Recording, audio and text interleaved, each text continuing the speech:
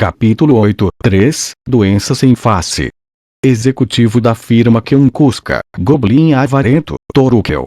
Calendário Imperial. 2007-1505. Firma Kionkuska, sede da firma. A sede da firma estava mais agitada que o normal. Goblins olhavam intensamente para bolas de cristal e decifravam códigos. E uma vez que possuíssem códigos decifrados, eles os escreviam rapidamente em pedaços de papel e passavam para uma fada. Fadas do tamanho de uma mão reclamavam enquanto transportavam os papéis. Do departamento de operações para o de contramedidas, de distribuição e dos altos executivos.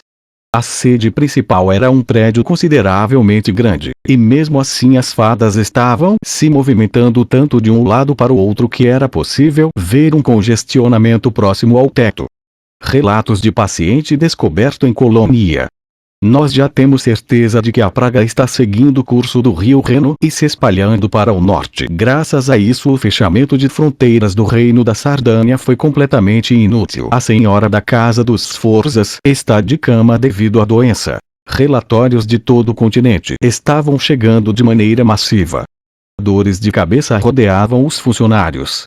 Dentre eles, havia um goblin que parecia não ter dormido por uma semana, seus olhos estavam avermelhados e inchando. Kiruruk, coitado. Avançando pela sede, eu prossegui até o escritório pessoal de Ivar Lodbrok. Por um instante, eu pensei ter entrado no quarto errado. Haviam tantas pilhas de papéis empilhados que não era possível ver a silhueta de Ivar. Se eu não tivesse ouvido a sua voz sombria sob os montes de papéis, então eu provavelmente teria saído do local. É o Torukel. Que horrível. Kiruk. Isso está horrível agora. Mas ainda vai ficar muito pior. Sente-se. Sentar, aonde? É claro que não podia ser na mesa, mas haviam pilhas de papéis espalhadas por todo o piso também. Pode ser em qualquer lugar. De qualquer jeito, eu já coloquei na minha cabeça todas as informações que estão aí. Uma capacidade de memorização assustadora como sempre. Então, a praga apresenta algum sinal de diminuição? Nem um pouco. Ivar respondeu imediatamente. A doença está se espalhando a uma velocidade aterrorizante. A União de Kalmar e o Reino de Moscou, excluindo Veneza, estão todas sucumbindo à praga. Os países restantes também enfrentarão a mazela em breve. Os analistas da firma estão predizendo uma taxa de mortalidade de 30%. 30% do continente vai morrer. Isso é uma piada. Se eu já contei alguma piada em minha vida, por favor, me diga quando foi. Eu murmurei sozinho sem querer. 30%. Isso era inimaginável. Isso significava que milhões de demônios e humanos morreriam. Eu não conseguia nem prever o quão terrível seria o dano. Todos os lords suspenderam o comércio com a nossa firma. Ivar falou em um tom que parecia que ele estava se divertindo com alguma coisa. Ele iria mesmo manter essa atitude animada mesmo nessa situação? Ivar realmente era louco. Espera, mais importante que isso, ele disse que todos os lords interromperam o comércio conosco. Isso não é um grande problema. Ah, é sim um grande problema. Eles temem que nós não vamos entregar só os produtos, mas a doença junto. Graças a isso, os itens que preparamos há um bom tempo, agora estão esperando apodrecer nos estoques e armazéns. Não me diga que as outras firmas também. Eles estão na mesma situação. Todo o comércio foi paralisado. Era uma crise sem precedentes. Essa praga não estava trazendo prejuízos só para a humanidade.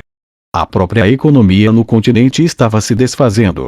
É por isso que não importava se você havia pego a desgraça ou não, era como se todos tivessem sido jogados diretamente no inferno.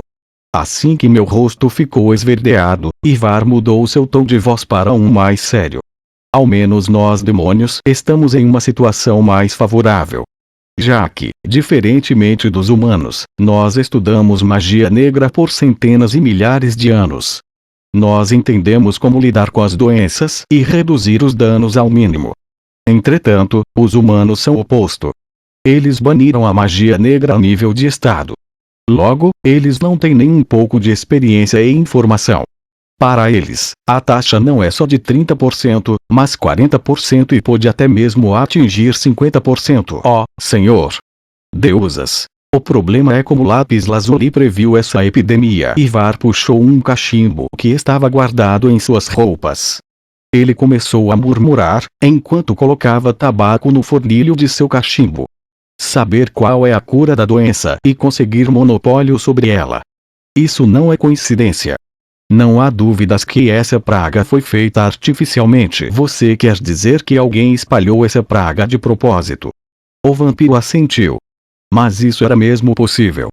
Lápis Lazuli era uma mera súcubo mestiça. Ela não tinha a habilidade para fazer esse tipo de doença sozinha. Não havia ninguém no continente capaz de fazer isso. Se você usar o seu senso comum, então isso é uma história impossível. Todavia, se for a Lorde Demônio Barbatos, então é possível. Lorde Demônio Barbatos. A Lorde Demônio de 8º rank.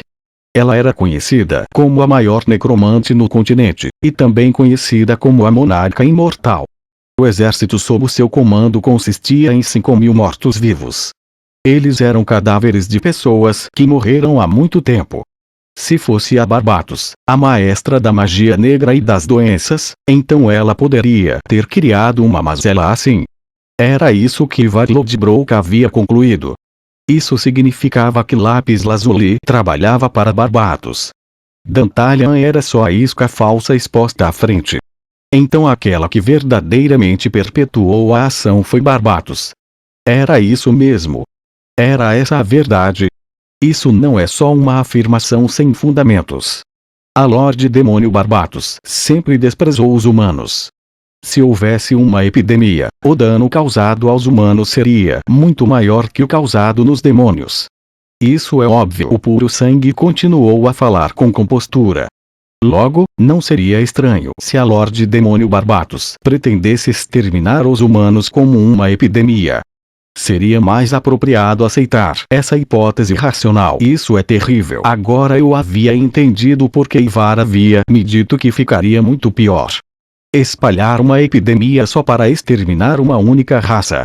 Um crime imperdoável que ignorava toda a lógica. O pensamento, as pessoas realmente podem ser tão horríveis.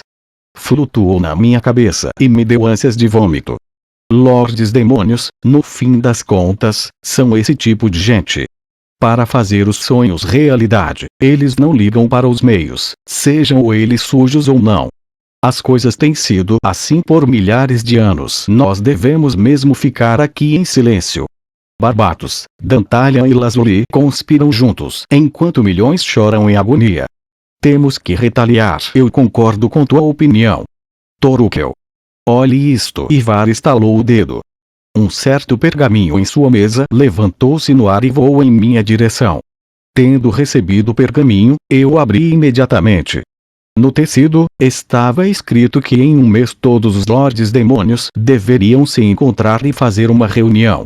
A chamada Noite de Valpurgis. A localização onde acontecerá, Niflheim, que era a cidade em que se sediava a firma Kionkuska. Podíamos pensar nisso como uma oportunidade de ouro. Keruk. É o grande encontro que só acontece uma vez em muitos anos. É razoável acreditar que o objetivo seja criar contramedidas para a praga. O Lorde Demônio Dantalian também vai participar. Muito provavelmente, aquela mestiçazinha vai vir com ele. Nós vamos acabar com eles lá. Mas, assumindo que a Lorde Demônio Barbatos era a verdadeira culpada, nós ainda não tínhamos provas. Entretanto, se nós ameaçássemos Dantalian ou Lápis e torturássemos eles, então nós conseguiríamos qualquer evidência que for necessária.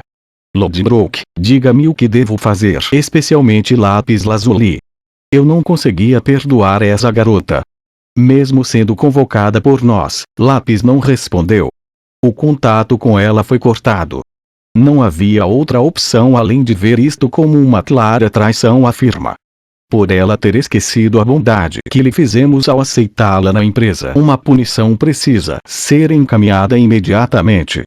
Por ora, eu vou entrar em contato com Dantalian. Torukel. Vá até Sua Alteza Paimon e faça um pedido. Sua Alteza Paimon. A verdadeira culpada é Barbatos.